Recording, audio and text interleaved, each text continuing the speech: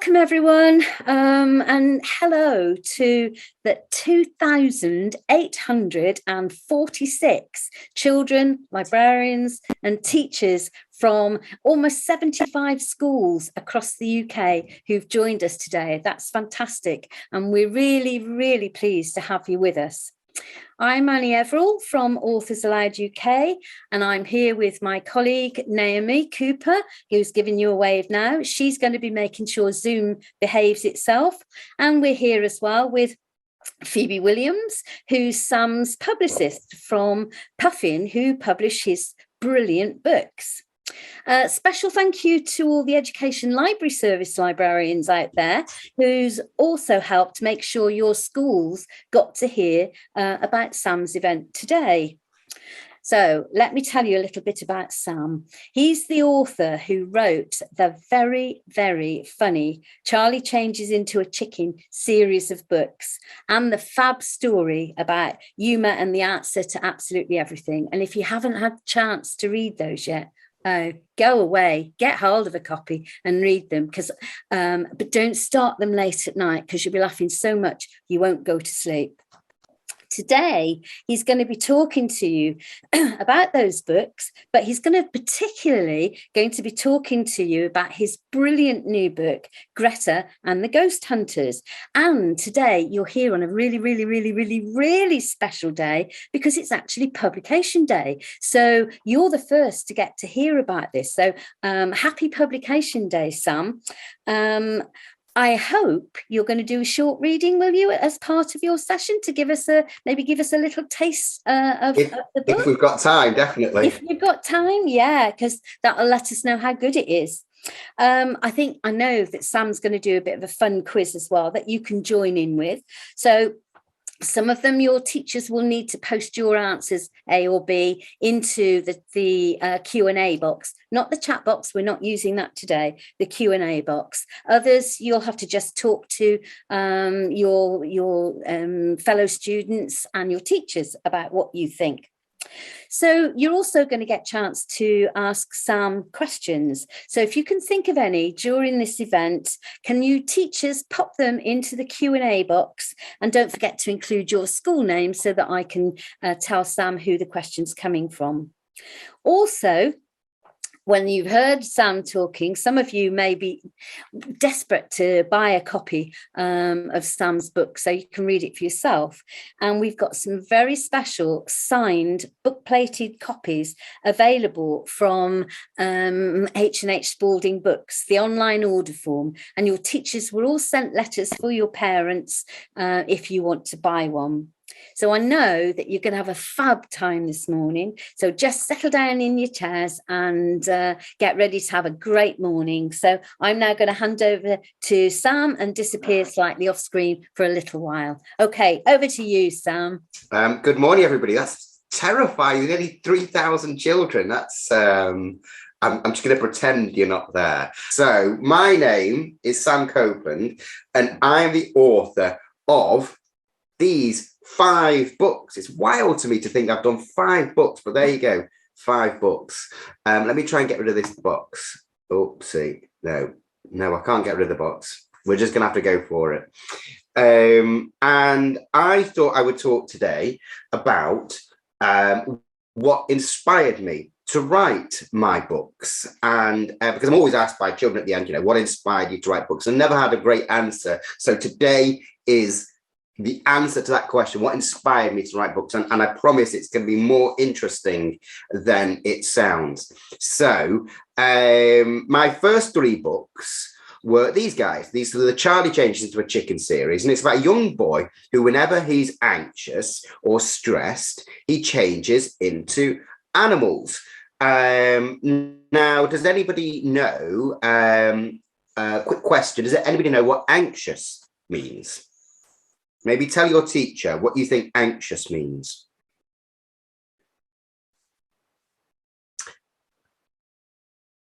Okay, well, anxious means that you're worried. You're worried about problems. I'm sure we all know what that's like. So give yourself a pat on the back if you got that right. So that's what the whole Charlie series is about. It's about a boy, whenever he's anxious, changed into lots of different animals. My next book was Uma and the Answer to Absolutely Everything. And that was about a young girl called Uma who finds a little AI device. And another question, do you know what AI stands for? Tell your teacher if you think you know the answer. I'll give you a few seconds.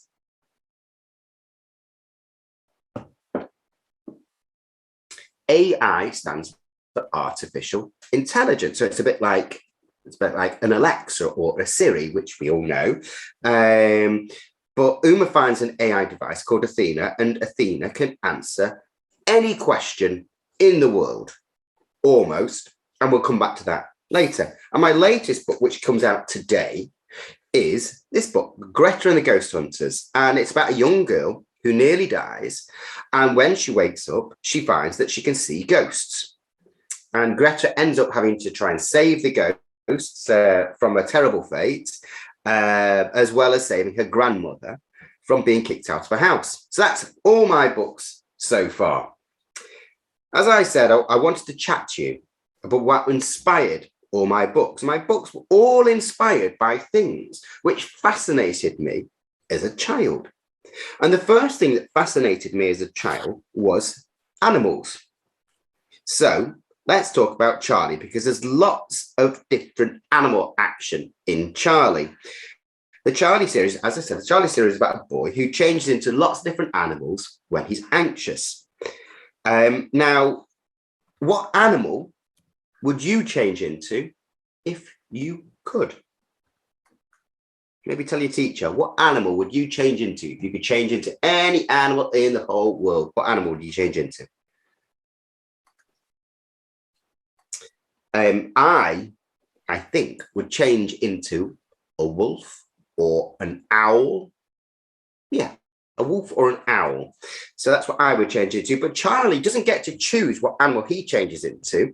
Often he changes into terrible animals you wouldn't want to change into.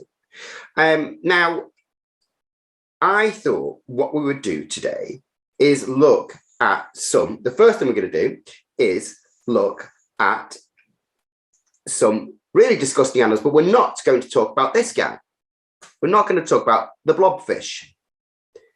And we're not going to talk about the eye. And we're not going to talk about the naked mole rat. And we're not even going to talk about the sea pig. And the reason we're not going to talk about these animals is because they look not so beautiful on the outside, but on the inside, they're really very interesting, nice creatures. And I thought we would look at animals which are not just disgusting on the outside, but they're disgusting on the inside. So we're going to look at 4 animals today, and you're going to vote to see which you think is the most disgusting. And the first animal we're going to look at today is the turkey vulture. Now, this guy, I love his eyes, actually. He's got very characterful eyes. The first thing you might notice about the turkey vulture is he's got a bald head. And he has a bald head for a very interesting reason. And that is, well, first of all, who knows what a turkey vulture might eat? Maybe tell your teacher what you think a turkey vulture might eat. I'll tell you what the turkey vulture eats. The turkey vulture eats dead animals. It finds dead animals and it eats them. And it's a little bit gross. The turkey vulture has no feathers on its head because the favorite bit that he likes to eat is the insides of other animals. It likes to bury its head inside the body of another animal and eat up all the juicy inside bits. And that's why he doesn't have any feathers on his head. But there's a couple of things which are very interesting about the turkey vulture. The turkey vulture is one of the greediest animals on the whole planet. And that means that when he eats so much food that he can't actually move. He can't fly, he can't walk, can't do anything. He just sits there completely full of food. And if a bird can't fly, it becomes vulnerable to attack. So if an animal comes along that might want to eat a turkey vulture, the turkey vulture does, it does two things. First thing it does is it vomits up, it sicks up everything it's just eaten.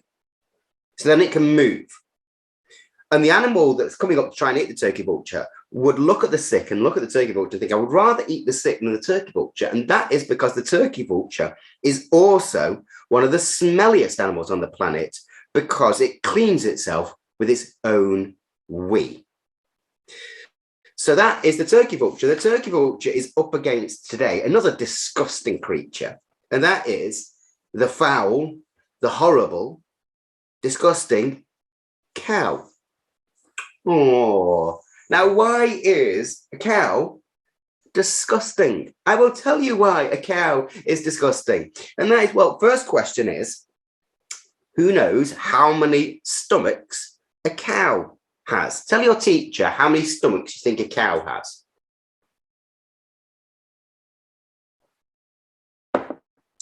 I will tell you how many stomachs a cow has. A cow has 4 stomachs. And because the cow has 4 stomachs and the cow is eating all day long, and it's digesting food all day long, it means it is one of, I'm afraid to say, one of the biggest burpers and farters on the planet. A cow can burp and fart on average once every single minute. Imagine farting every single minute of the day. That's cows. But they fart out. The reason why they really are bad is because when they burp and fart out this gas, it's a gas called methane. And methane is incredibly bad for the planet. It's a huge cause of global warming. So one of the big things you could do to help stop global warming is by stop eating beef, stop eating cows. And another interesting thing about this gas methane, which they fart out and burp out, it's flammable, which means it catches fire. And if you don't ventilate barns properly that the cows are in, barns have been known to explode because of the buildup of these gases that cows burp and fart out. So that's why cows are disgusting. So it is the turkey vulture versus the cow. Hands up. Well, not hands up. We're going to go for A. If you think the turkey vulture is most disgusting, put A. If you think the cow is most disgusting, put B. And Annie will report the result in just one moment.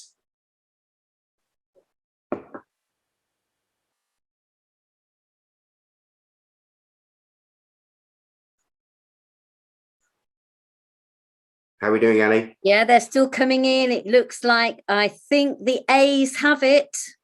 Yeah, definitely. Okay, turkey vultures into the final. And the next disgusting creature we're going to talk about is the dwarf and pygmy sperm whale. There it is. Lovely looking creature, the dwarf pygmy sperm whale. Now, even though they are whales, they're actually quite small for whales and therefore vulnerable to attack by predators. Now, who knows what might attack a small whale? Tell your teacher what you think might attack a small whale. I think it's very obvious it's a shark. So when confronted by dangerous predators such as sharks, these guys have a trick up their sleeve. What they do is they do an enormous, colossal, ginormous poo in the water. And then what they do is they stir the poo up in the water with its back fin and with its tail, making a huge big poo cloud in the water. And then they reverse backwards into the poo cloud and they just sit there. And the shark looks at it and goes, you know what? You've put me off my breakfast. I'm going to go and find something else to eat. And that is the dwarf pygmy sperm whale. And once the shark goes, pops head out, safe to go, and it swims away from its own cloud of poo, which is just smashed up into the ocean. So that is the dwarf pygmy sperm whale. And it's up against one of the most common creatures on the planet. It is the common housefly. Everybody knows about houseflies. We see them all the time, but they are disgusting. The first disgusting thing about houseflies is their babies are maggots, and maggots are absolutely gross and disgusting, and they turn my stomach. But when maggots become adult and they become houseflies, they're still disgusting because, well, lots of reasons. Flies, they spread diseases. They spread diseases with their hairy feet. And the way they eat is disgusting. I'm sorry to say this is quite disgusting if you just had your breakfast, but the way they eat is they land on food. It might be rotten food. They love rotten food. And then they are sick on the food, and the sick bubbles it up into a sort of smoothie. And then they stick their long nose down called a proboscis, and they suck it up like a big sick smoothie. And that's the and the housefly. They love to eat poo. So they're all round kings of disgusting. So that's the housefly. So it is going to be the housefly A, or the dwarf pygmy sperm whale with their poo smashing hiding B. So A, housefly, B, whale. What's it going to be?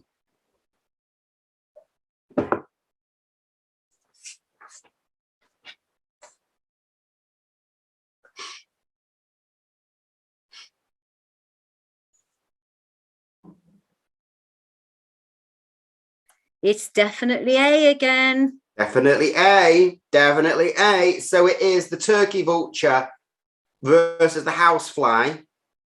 So let's make turkey vulture eating so much food it can't move, it pukes, it cleans itself its own wee, versus the housefly eating poo, sick smoothie, hairy feet, spreading diseases, B. So turkey vulture A, fly B. Let's vote. Turkey vulture A, housefly B.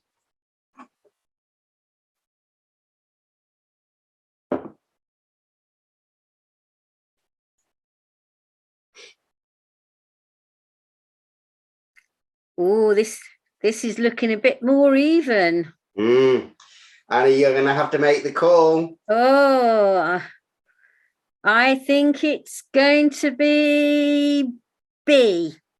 The housefly. It is one of the most common creatures on the planet, and also one of the most disgusting.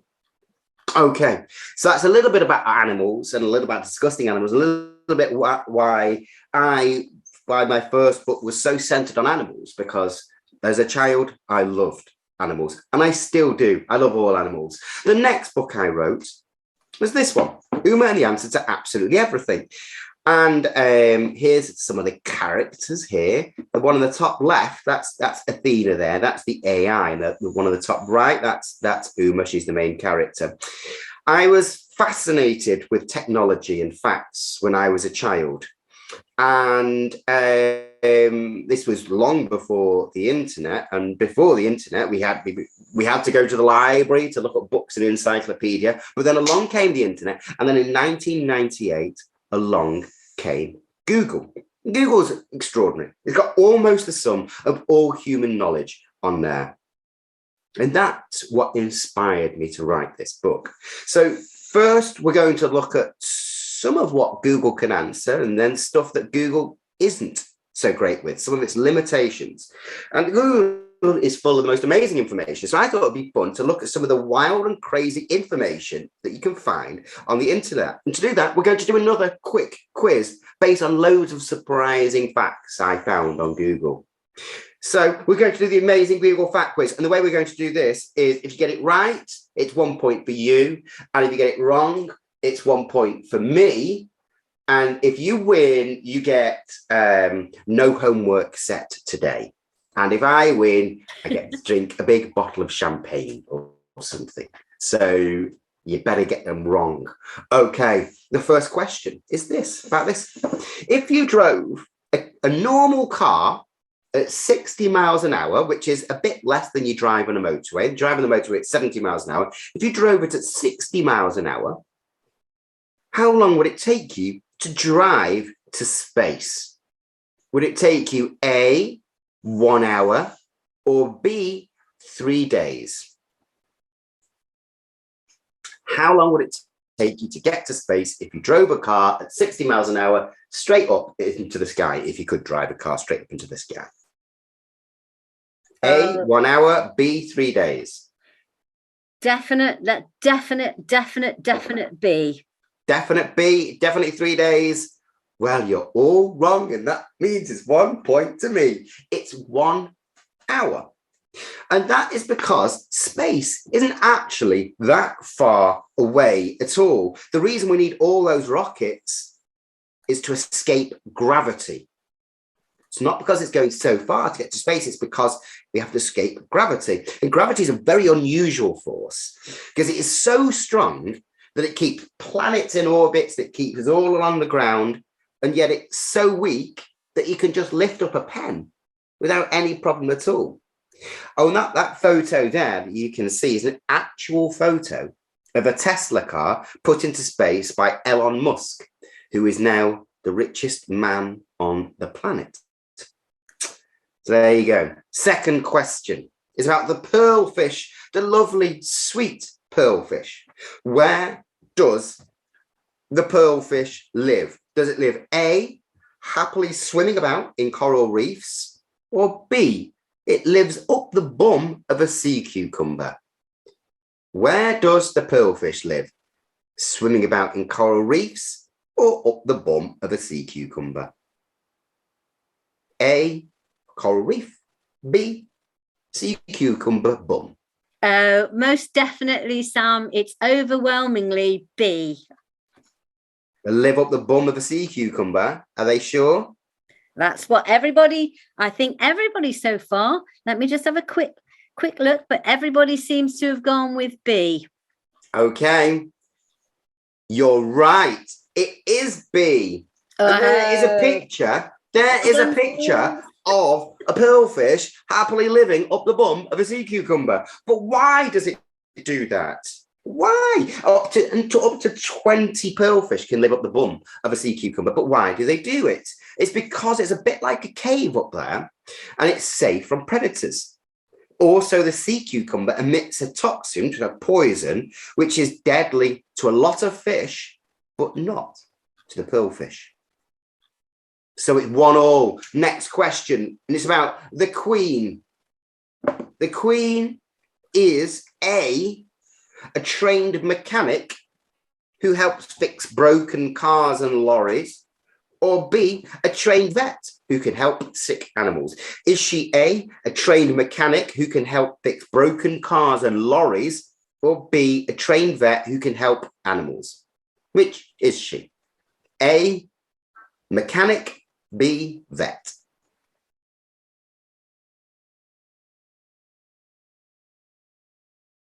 Well, they're coming in and it's looking like B. B, Yeah. trained vet? Yeah. I'm afraid to say, guys, you're wrong. I'm right. It's A. She was a trained mechanic. There she is. She trained in the Second World War to help the war effort. And that's a real picture of her. She learned how to drive trucks and even learned how to rebuild engines. So it's 2-1 to me. Question 4. It's about everybody's favourite pig, Peppa Pig. An episode of Peppa Pig was pulled from an Australian television because A, Peppa was mean to her father and called him fat, or B, it taught children not to be afraid of spiders. So I'll repeat the question. An episode of Peppa Pig was pulled from Australian television because A, Peppa was mean to her father and called him fat, or B, it taught children not to fear spiders. A, fat, B, spiders. Oh, this is a more difficult one because everybody seems to be A and B. Let me see. I think it's probably on balance. It's A. A. Bad news, guys. You're losing 3-1. It's B. It taught children not to be afraid of spiders, which ordinarily is a good thing because it's true in most countries, but not in Australia, which has spiders like this. the Australian giant huntsman spider. That one's not particularly deadly, but this one is. It's the Sydney funnel web spider, and it's one of the deadliest spiders in the world and has fangs so big it can even pierce nails and toenails. And up to 1,000 people a year in Australia end up in hospital with spider bites. So that's why they teach children to stay away from spiders. And that's why that episode was banned and thought to be dangerous. So it's looking bad for you guys. You're losing 3-1. Next question. The first selfie was taken in what year? This is not the first selfie. This is just a selfie taken by some animals. But the first selfie was taken in what year? 1939, A, 1939, or B, 18. Oh, that's the dog getting in on the action. Or B, 1839. A, 1939, B, 1839. When was the first selfie taken? Well, they're starting to come in again, mixed A's and B's. But I think A, 1939, B, 1839, first ever selfie. we seem to have more B's than A's. You're correct. You pulled it back to 3-2. It's close. It's 1839, and it was taken by this cool-looking dude called Robert Cornelius. That's 1839, and it actually was. This was taken 13 years after the first ever photo was taken. It took them 13 years to think of doing a selfie, and this is the guy who did it first. And the first ever photo was taken in 1826, and it's this. This was the first ever photo taken, and it was taken by somebody called Joseph Nicephore Niepce. And it's called A View from the Window at the Grass. And I think that's quite a sort of spooky, uncanny photo. That I think it's quite a strange photo. But that's the first ever photo that's taken. Eerie photo. And the next question is about cheese. Kazu Marzu cheese purposely has what in it? A, maggots, or B, moldy mushrooms? Does it, Kazu Marzu cheese, does it purposefully have A, maggots, or B, moldy mushrooms?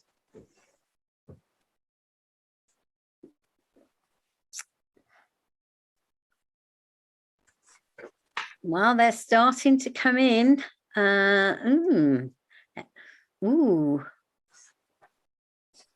I think it's looking like bees.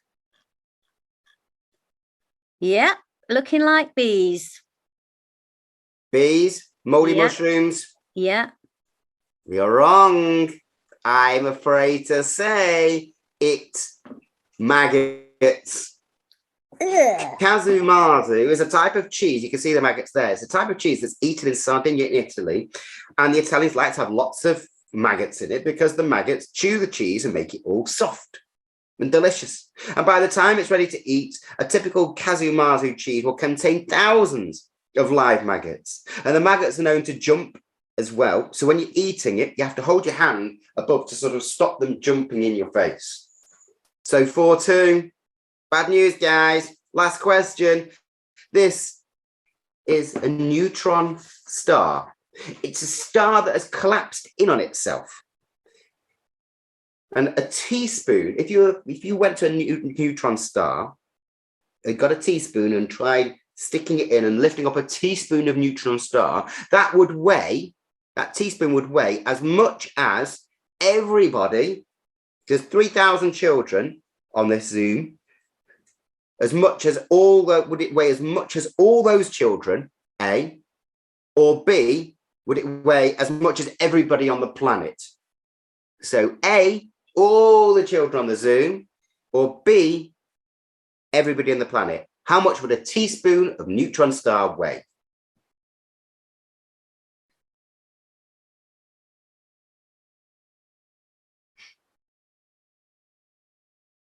They haven't started coming in yet. I think they're obviously thinking about this one, Sam. I can see Q&A going up. I don't know whether that's... I can see answers. It's looking like overwhelmingly B. Overwhelmingly B. Yeah. You are indeed correct. It is B.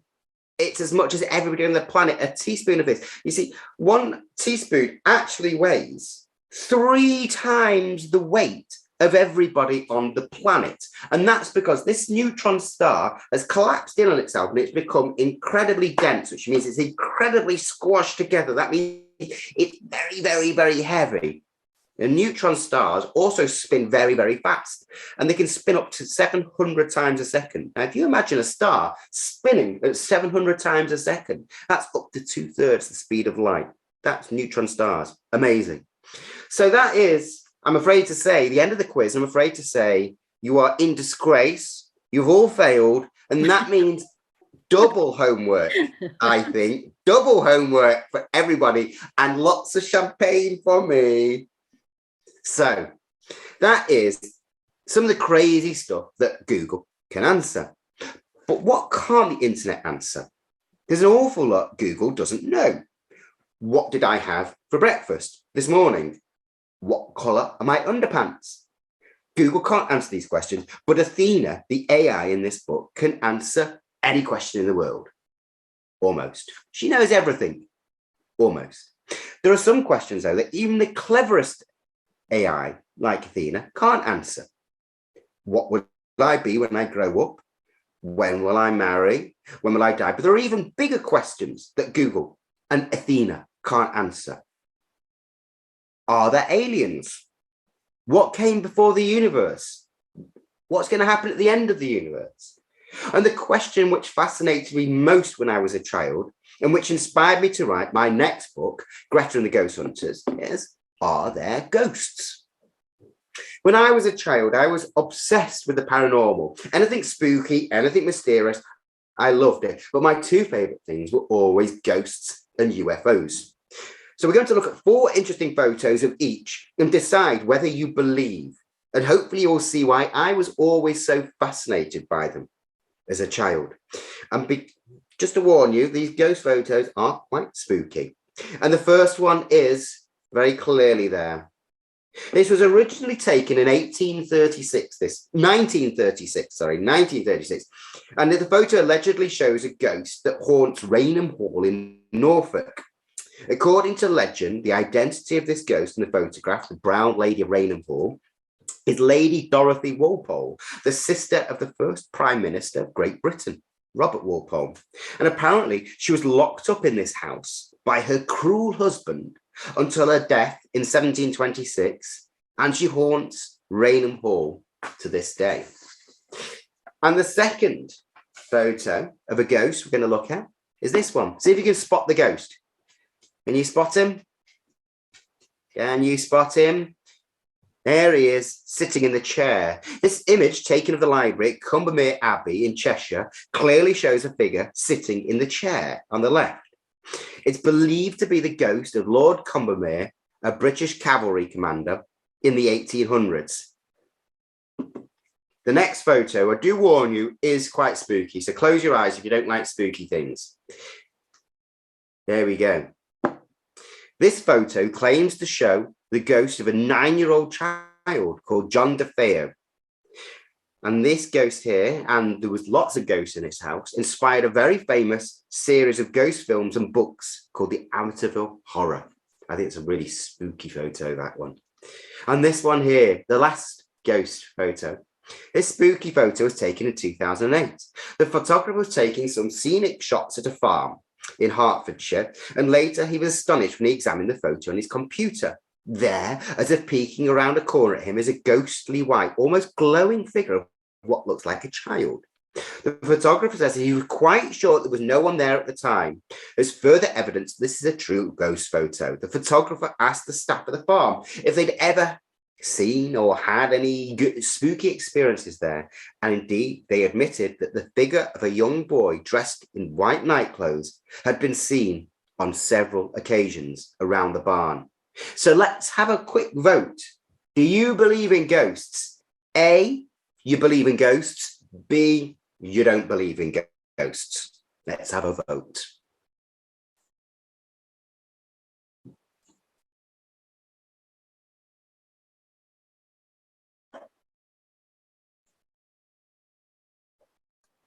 Oh, lots and lots and lots of A's. Lots and lots and lots of Yeah, A's. Lots of people who definitely believe in A's. ghosts. Excellent. Okay. My other great interest when I was a child was UFOs. And one of the first photos that interested me was this one. In 1967, Harold Trudell claimed to have, Trudell's funny name, claimed to have seen UFOs in the skies above his house in the US. He was determined to capture them on film, so he set out with his camera to get some photos, and he apparently managed to take 7 photos of the craft flying above some power lines. These images went on to become some of the most famous UFO photos in history. And this photo here, fascinating story. This photo here is called the Battle over Los Angeles. In 1942, during World War II, a flying saucer-like object was seen over the skies of Los Angeles. The armed forces, who were very worried because of about invasion, because they were in a war, the armed forces fired 1,400 anti-aircraft shells into the sky to try and deal with this threat, but mysteriously hit nothing. It made all the newspapers, but was never explained. And the next one is this one. And I think this is one of the best ever photos of a UFO. Early in 1990, a flying triangle was spotted over Belgium. It was picked up by military radar stations, and the bases sent out 2 fighter jets to intercept it. The pilots didn't see it, but their equipment did, and was able to lock onto the target. The UFO then disappeared, moving away so fast the jets couldn't keep up. The military never gave a good explanation of the event, and it remains a mystery. And the last photo we're going to look at is the most recent, and it's this. And I know this might not look like a big deal, but it is. It's taken by a fighter pilot, and there is a, sorry, that's the dog barking. Well, obviously it's the dog barking, it's not me barking. Hang on, Babel, shush. It's taken by a fighter pilot, and there's lots of photos and videos like this. These are important because it shows it's not just ordinary people who've spotted UFOs. Those in the military have also regularly reported seeing unusual crafts in the skies. These people are naturally more aware of what should and shouldn't be in the skies. And the US Department of Defense officially released a lot of videos captured by its pilots in just 2 years ago, and then last year announced it was setting up a task force to investigate UFOs. And then the US government finally confirmed that they think UFOs are real, but they might not be aliens, but they just don't know what they are. So let's have a vote. Do you believe in UFOs? A, yes. B, no such thing. Which is it? A, you believe in them. B, you don't believe in them.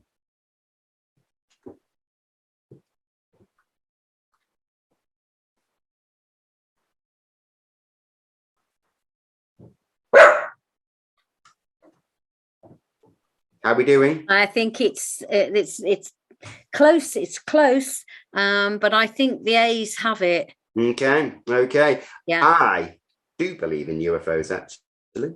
I was fascinated by ghosts and UFOs as a child because I thought they were scary. When I was a child, I was having to face up to a lot of real life fears and worries, some of which you guys might be facing as well.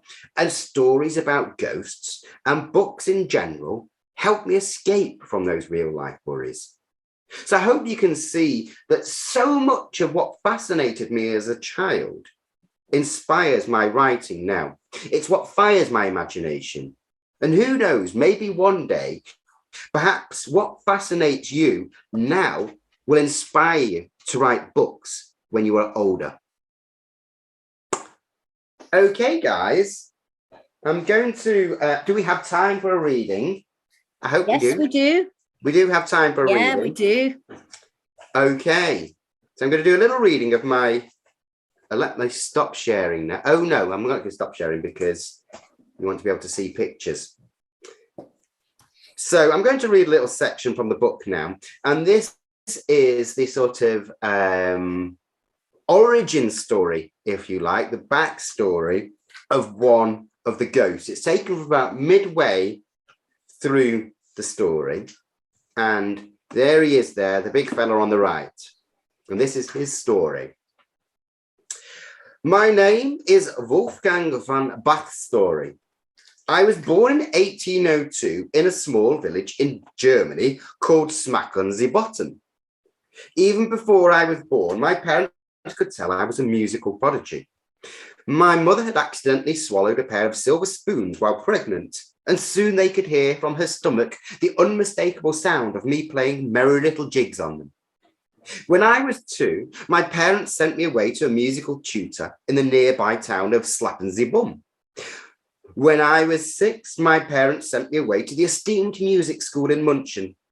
When I was 9, my parents sent me away to learn with the masters at the University in Vienna. When I was 12, my parents just sent me away, saying they had rented my room out to a young mackerel merchant called Hans and Feet.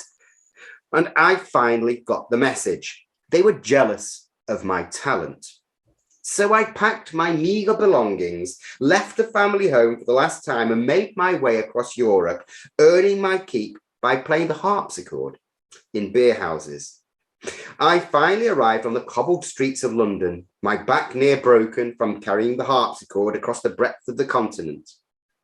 It was in that great city that I at last made my fortune. I played my way up from the dirty bars of the City of London to the great houses of the well-to-do, glittering concert halls, and then eventually to the vast palace of Buckingham, where I had the immense honour to play before Her Esteemed Majesty, Queen Victoria. It was there and then, though, when my fame was at its highest, when my star had risen to its peak, that I came crashing to earth and all my dreams turned to dust. It was to be the greatest moment of my career. I was invited to perform for the Queen at her birthday celebrations. Everything had to be perfect. I had my best clothes washed and dried and powdered my finest wig.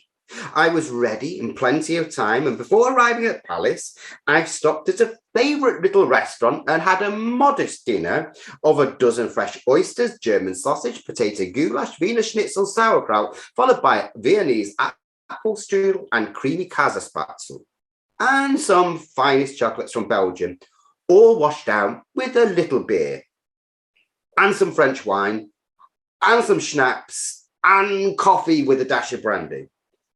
Satisfied, I set out to meet my destiny. As I approached Buckingham Palace, my horse-drawn carriage rattled and jiggled on the cobblestones, and it was there that my problems began. A great disturbance started to grow in my belly, like a foul storm gathering on the horizon. I forced it to the back of my mind, though, as we arrived at the gates. Having loosened my belt and a button or two on my shirt to relieve the strain placed upon them, I was ready to make my entrance. I stumbled slightly out of the carriage, my nerves getting the better of me. I took my place by the harpsichord in the ballroom as we waited for the Queen to make her entrance. A hush fell upon the expectant audience, only disturbed by a sudden and enormous gurgling from my stomach. It was like the rolling rumble of thunder on a dark night. It echoed around the silent room, causing the lords and ladies to turn to see from where and from whom the noise had come. I kept my head down and prayed that would be the end of my digestive misfortune. Sweat prickled my forehead and trickled down my back. However, the strain on my stomach became more intense, and I was forced to release another notch on my belt. At once, everybody stood, and with a great trumpet blast, the Queen entered the hall. Alas, it was not to be the only great trumpet blast at that evening. The Queen took a seat on a great golden chair, and the soft chattering murmur from the audience once more gave way to a weighty silence. It was my moment. I took a breath and swallowed my throat, suddenly dry. I stared at the music in front and the sheets in front of me, but the notes swam before my eyes. No matter. I knew the piece by heart. I placed my fingers on the harpsichord, ready to begin. I took a deep breath. A mistake as it happens. The deep growling in my stomach rose into an unstoppable wind which tore through me until it exited my rear end at high speed as an ear-splitting, room-shaking fart. The foul stench was immediate and terrible, but worse, so much worse, was the fact that the blast from my bottom directed itself towards an ill-placed candle on a small table behind me. Calamity! The gassy fart hit the candle and erupted into a blast of fire of great length and heat. And woe upon woe, the great flaming fart touched a velvet curtain, which immediately caught fire. Chaos broke out. Gasps of terror filled the hall as the flames began to spread. Okay, I'm going to leave the reading there. Thank you, guys. That was great. I enjoyed doing that. Let me stop sharing so you can see me. Hi. Okay. Hi. So. Okay. Yeah. So we've got a couple of questions in the Q&A box. Okay. And schools, if you've got questions now, please pop them in the Q&A box. Get your teachers to pop them in the Q&A box, and we'll start. We will start asking Sam some of your questions. Okay, so we've got Ernie from Herbert Stratt Primary School, who asked, "What was your inspiration for the story?" Lots of things. I mean, for Greta, for this book, lots of different things. I was inspired by ghosts, but I was also inspired by my daughter, who had an accident, and this book starts off with an accident. I was inspired by my father, who was in a wheelchair, and the father in this is in a wheelchair. So lots of different inspirations, really. Brilliant. Ms. Pritchard's class asks, "Will you write about a book about space?" Do you know what? I would love to write a book about space. Yes, one day I would love to. I'm writing a big new series, which is a sort of fantasy series. And maybe after that, I would love to write a space book. Yes. So watch this space. Watch this space. Very good, Annie. Okay. Ms. Hughes's class, is it hard work being an author? Is it hard work being an author? On a good day, no, because the words come out of you and it feels fantastic and it's brilliant. But on a hard day, when you can't think of what to write and you can't find the words, then yes, it is very hard. Yes. Okay. And David from the Willow School asks, what's your favourite book from the ones that you've written? It's very difficult to say, really. I know it sounds like a bit of a cop-out answer, but you can see them all behind me there. You can see all behind me. This one here was my first. That's one of my favourites. And I think Charlie Turns into T-Rex is one of my favourite scenes. And Charlie morphs into a mammoth. I love because it's very emotional. And Uma there at the end, I love because it's got one of my favourite side characters, Alan Allen. And Greta the Ghost Hunters, I think, is probably, although I can't really judge, but it's probably, I think, possibly my best book. I don't know. I'll leave others to judge that. Yeah. I think it is. I love all your books, but I absolutely adored Greta. I think it's brilliant. Okay. From Ms. Carlier's, I hope I pronounced that correctly, class, how long did it take to write the Charlie series? Each book, I think, takes usually around 5 months to write. So overall, the Charlie series, all 3 books, took somewhere between a year and a half to write. Okay. Jessie from Oxley Primary, how much did you enjoy writing as a child? Sorry, you broke up there. Ask me that again. Okay. How much did you enjoy writing as a child? How much did I enjoy writing? I mean, I suppose you expect me to say, oh, I absolutely loved writing as a child. But I found writing as a child very difficult because it's difficult to find. In your mind, you have an idea of what you want to write, but finding the right words to get that out onto the page was very difficult as a child, and it's still difficult as an adult. And that's sort of the key to writing, is it's finding the right words to describe what's going on in your head. Okay. And from Mr. Casey's class at St Matthew's in Derriford, do you find your own stories funny after you've written them? That's a great question. That is a brilliant question. Do I find my own books funny after I've written them? I'm afraid to say I do, yes. Yeah, I know I should be more modest and say, oh, no, I don't. But I still do, but that's because I really, really, really try to make sure that when I write funny books, I make sure that they are funny. And I really, really concentrate on getting the jokes right. Okay. And from Forest Fields School, what is or was your favourite book? Not the ones you've written, but your favourite book. I mean, I suppose we can talk about sort of favourite authors, if I'm allowed to talk about favourite authors. And I think my favourite author, certainly when I was a child, was probably Roald Dahl. I think he is the one that I sort of aspire to be, in that he just wrote absolute classic after classic. He wrote, he wrote Charlie and the Chocolate Factory and Matilda and Fantastic Mr. Fox and all these books, hit after hit, just unbelievable. Okay, and from Maya at Woodlands Academy, how many ghosts are there in your story? Good question. That's a great question. To begin with, we think there's 2 ghosts, but there is a 3rd ghost. Oh, yeah, no spoilers. Okay, and St Matthew's Primary, what inspired you to be an author? I was reading books to my children who were all about sort of somewhere between, when I started writing, probably about between sort of 5 and 8.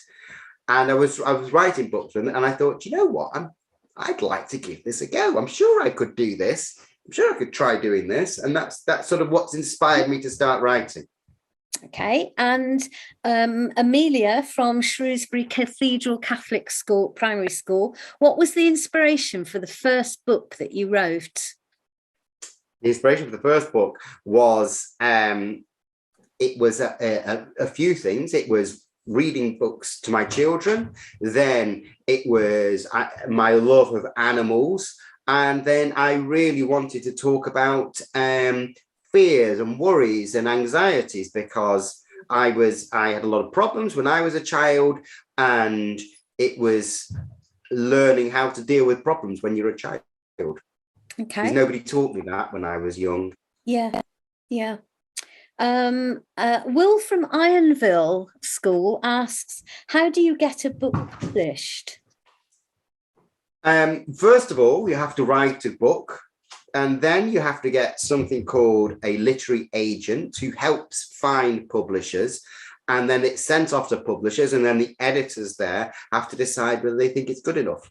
So it's quite difficult. It's quite difficult because lots and lots and lots of people want to write books, but not that many books get published. Yeah.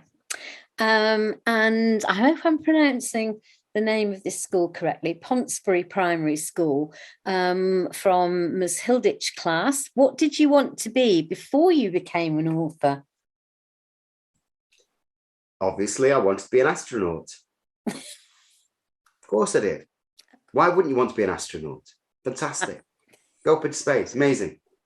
I also wanted to be a rock star, but I had no musical talent, I'm afraid. So that went out the window. Actually, another question from St Matthew's in Derriford. How long does it take to write a book from having the initial idea to when the book is then published? Well, it takes about 5 months for it to be written. Then it's edited for a couple of months.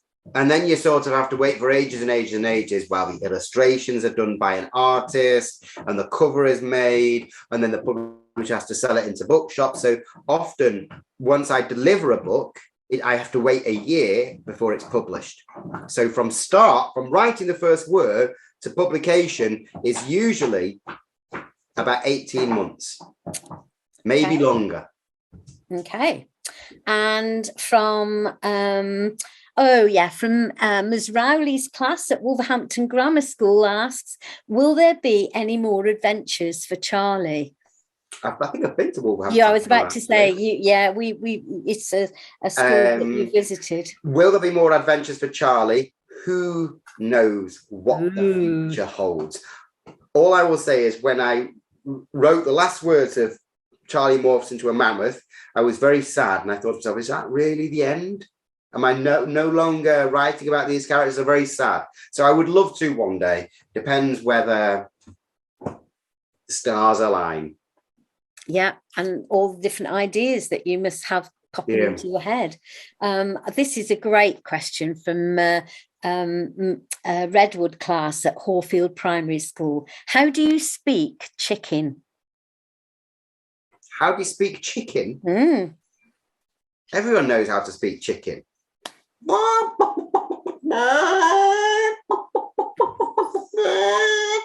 Oh, my dog got very interested in that. Well, one of the questions, that's it. One of the questions is, can we see the dog? There we go. There's the dog. There he is. Hi. This is Bagel the dog. Hello. Oh, he's gorgeous. Oh. Okay. Okie dokie. Okay. Mr. Brown's class said, are you going to write a follow-up to Greta? My guess is probably not Greta. I don't think so. She's been naughty. Okay. And Ms. Price's class says, what would you like your next book to be about? Well, I know what it's about because I'm writing it at the moment. And it is about, I don't know what I can say. It's a fantasy book. And it's about two children who swap a sort of normal child from normal world and a sort of heroic fantasy type boy in a sort of fantasy world, and they swap, and the normal boy has to do the heroic thing, and the heroic boy has to go to normal school. So that's what that's going to be about. So we'll have to wait 18 months and look forward to. It's going to be a while. It's going to be a while. Yeah. Annesley Primary School have said, do you have a special place where you do your writing like Roald Dahl did? Oh, I wish I had a special place where I did the writing. No, I just have to write wherever I can, whenever I can, whether it be on the sofa, whether it be on trains. I'm often writing. I'm always thinking of ideas in the shower and whatever. So I'm writing down my phone. So wherever I can do my writing, I will. Okay. Usually a comfortable sofa. But what I do have is I have these sort of noise defending earphones, which blocks out all the noise of my children and everything. So that's what I do have. Okay. Woodstone Primary ask, who illustrates your books? So far, it's a fantastic illustrator called Sarah Horn, who is a really fantastically talented artist and far better than I ever will be. So thank God for her. Okay. And I think this is quite a fun one to finish with because we're running out of time. Okay. But Horfield Primary have said, why did you call your dog Bagel, and will you include him in a book? Okay. Why did I call the dog Bagel? I didn't actually. We were just thinking of names, and it was my daughter who came up with the name Bagel. And we all thought it was a very funny, cute name. And she is a real bagel, to be honest. It really suits her. Will she be in a book? I have to say there is a dog character in my new book, which I'm writing at the moment, called Fetlock at the moment. And it is very much based on Bagel. Okay. Well, actually, just one last question from line class at Robert Bakewell Primary School. What advice do you have for children who are aspiring authors? I mean, the best advice I can possibly give, and this isn't just if you want to be an author, this is just generally, is to read as much as you can, because reading, it expands your mind. And it basically makes you better at almost everything you need to do in life. So read. And if you really want to be an author, try and examine what authors do to make that, if their books are exciting, how do they make it exciting? If they're funny, how do they make it funny? So that's what I would do.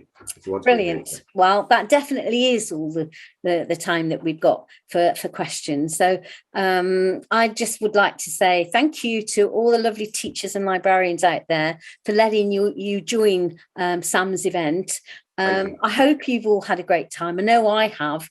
And I do hope you get the chance to read Greta and Sam's other books. As I say, you can, if you want to buy a copy of the book, you can. Your teacher can look after the order side of things for you. But remember as well, if you want to read it, but you're not able to buy one, you can always borrow it from your school library or from your public library, or if your school belongs to the school library service. So just get your hands on a copy and read.